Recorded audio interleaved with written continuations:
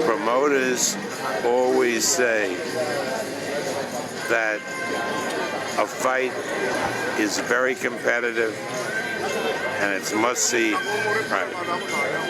Most times promoters are full of beans, myself included.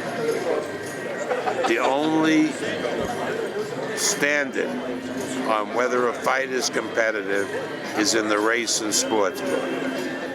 Mayweather fights, they no longer bring in somebody from the race and sports book because they're 10-1, 12-1. You can stand on your head, you can't make them competitive.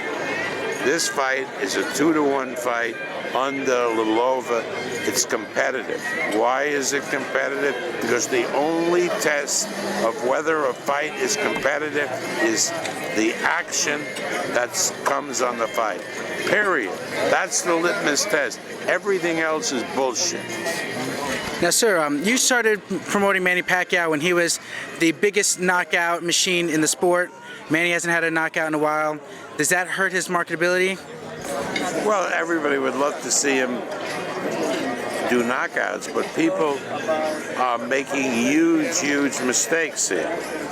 Because he fought Oscar De La Hoya, he didn't come close to knocking De La Hoya out. He stopped De La Hoya. De La Hoya had enough punishment, but he didn't knock De La Hoya out. The only fight where he got a conclusive knockout was with even with Cotto, who he clearly outfought. Cotto really stopped punching in the last round from exhaustion, not because of a knockout punch from Manny. So the idea that Manny is this great one-punch knockout guy is a total fiction. It's never been there. It's the accumulation of punches. What do you make of the criticism that Manny has lost his killer instinct? I know you've heard this a million times. It means nothing. What do you mean, lose your killer instinct? The problem is, if you analyze it correctly, is that if Manny gets on top and starts beating up his opponent, and then he backs off, it's not because he's losing his killer instinct, it's because he's afraid he's going to run out of gas. So why do you think he was afraid he was going to run out of gas? Because he was trained wrong by Alex Ariza. Watch him in this fight. Well, can you expound on that a little bit? Like, how was he trained poorly? He was trained poorly because he didn't have the stamina that was required. The stupid way they were eating. The stupid way Ariza, who really has no background in this, was training him. Justin Fortune, when he conditioned Manny, you never saw any problem with Manny backing off. Have you had a chance to see Justin Fortune work with Manny Pacquiao for this fight? Yes. I mean, Manny is happy. They work seamlessly together. Justin gets along very well with Freddie. So it's been a very different situation. This is really Manny's first big test after the two losses. Timothy Bradley just seems to be a lot more confident right now. Is there any concern that if Bradley may just have improved so much that he may just dominate Manny Pacquiao? That is certainly possible. There is no question that this is a different Timothy Bradley, a Timothy Bradley who is confident in his ability and in his role as a person. So there's no question that that's true. Would you recommend Manny Pacquiao retire if he lost conclusively to Bradley? Depends on how he lost.